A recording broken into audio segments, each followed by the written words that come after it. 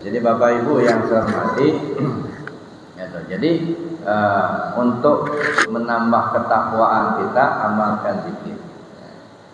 Kemudian di dalam ayat tadi, ya ayyuhalladzina amanu taqullaha haqqa tuqatih wa la tamutunna illa wa antum muslimun. Ya, jangan sampai kamu mati, kamu belum berserah diri. Atau boleh istilah saya itu, jangan sampai ajalmu tiba kamu belum selamat pulang ke Allah. Karena pulang ke Allah itu justru sebelum ajal tiba.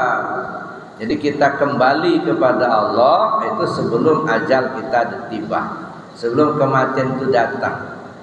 Kalau sampai ajal tiba kita tidak kembali kepada Allah, alamat sampai akhirat nggak bakal balik. Jadi kalau mau kembali kepada Allah, kembalilah sekarang ya, sebelum ajal tiba. Maka kita berusaha menggunakan waktu yang singkat ini. Ya, usia kita sudah sekian. Ya, kalau ibarat waktu ini sudah waktu asar. Sebentar lagi matahari sudah mau terbenam. Nah, maka waktu yang singkat ini kita manfaatkan dengan maksimal. Gimana supaya kembali dulu kita kepada Allah. Nah, maka sering saya sampaikan, singkirkan dulu pemahaman kita, ngamalkan ini dapat pahala, ngamalkan ini dapat pahala. Boleh-boleh saja untuk tingkat yang lain begitu. Untuk anak-anak kita ya silakan. Isinya diberitahu, enggak sia-sia kalau kau amalkan itu, ada ganjaran. Tapi kita yang sudah belajar zikir, kemudian usia sudah lanjut, enggak itu lagi Pak. Ya, dan bukan tidak boleh, boleh saja, sama aja. Sering saya katakan, orang yang beramal mengharapkan pahala, tidak ubahnya mancing ikan dalam ember. Boleh enggak mancing ikan dalam ember? Ya boleh saja, siapa yang larang? Ya, pancing aku yang beli, ikan aku yang lepasin.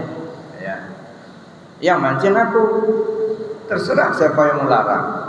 Nah, tapi kan nggak ada manfaatnya juga, ya kan? Ambil aja ikannya, goreng, sudah selesai. Ngapain dipancing lagi? Kalau orang kata orang Payakumbuh, tidak kojo bakojo, nggak perlu dikerjakan, ada ya. Nah, jadi itu Bapak Ibu, yang perlu sekarang ini ya kita gunakan waktu yang singkat ini gimana kembali ke Allah. Inna lillahi wa inna ilaihi raji'un. Maka Allah pesan betul, wala tamutunna illa wa antum muslimun. Jangan sampai ajalmu tiba kamu belum selamat pulang ke Allah.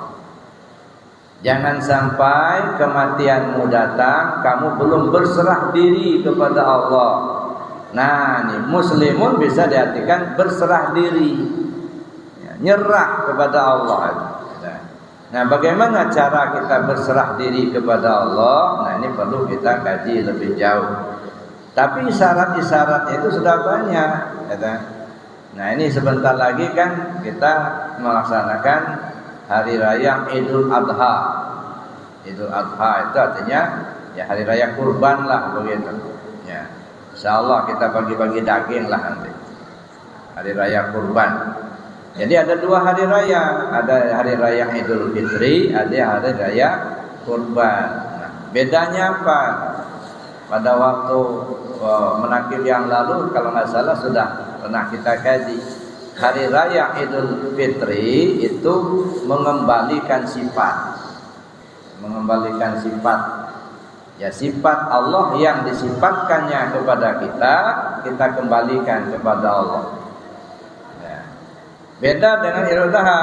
Kalau Idul Adha itu mengembalikan nyawa, ruh kita. Makanya ya kurban itu mesti binatang yang masih hidup Pak, dan harus dipotong.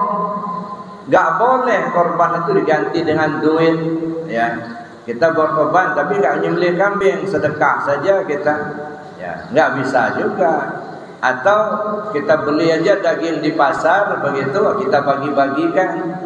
Ya, bukan urusan dagingnya, bukan. Ya, makanya dipilih sapi yang gemuk, begitu ya, yang bagus itu kan, itu isyarat. Kenapa gemuk? Kalau gemuk kan banyak dagingnya Pak. Kalau kurban tulang semua, masa ngesop semua? Kapan merendangnya? Makanya pilih yang gemuk. Itu urusan daging. Tapi korban sesungguhnya bukan urusan daging. Korban itu urusannya memisahkan nyawa dari tubuh. Kan disembelih. Disembelih itu dibunuh. Dibunuh itu lepas nyawanya. Artinya apa? Menyerahkan nyawa. Jadi kalau Idul Fitri itu menyerahkan sifat, kalau Idul Adha menyerahkan nyawa, diserahkan sama Allah. Nah, sifat 7 ya. Qodrat, iradat, ilmu, hayat, sama, basar, kalam. Nah, itu sifat 7. Dan ini diperingatkan Allah. Wa anfiqu mimma razaqnakum min qabli an ya'tiya ahadakumul maut. Serahkan apa yang sudah Allah berikan kepadamu itu sebelum kematianmu datang. Nah, jadi kita disuruh Pak, serahkan. Nah, kalau sampai kematian datang, yang dipinjamkan Allah kepada kita belum dikembalikan, nah jadi urusan ini urusan besar ini Pak. Nah, di kita ini kadang-kadang udah jelas itu pinjaman diaku-akui milik kita gitu. Itu pinjaman dari Allah. Kita dipinjamkan Allah penglihatan melalui mata kita. Kita dipinjamin Allah pendengaran melalui telinga kita, gitu ya. Nah, itu pinjaman semua. Nah, pinjaman-pinjaman ini serahkan. Wa anfiqu mimma razaqnakum min qabli an ya'tiya ahadakumul maut. Ya, infakkan apa yang sudah Allah berikan kepadamu sebelum ajal datang. Bapak Ibu yang saya hormati, itu sudah ya, Idul Fitri sudah kita bahas dulu. Jadi menyerahkan sifat. Nah, kalau menyerahkan sifat, pada kesimpulannya apa nih?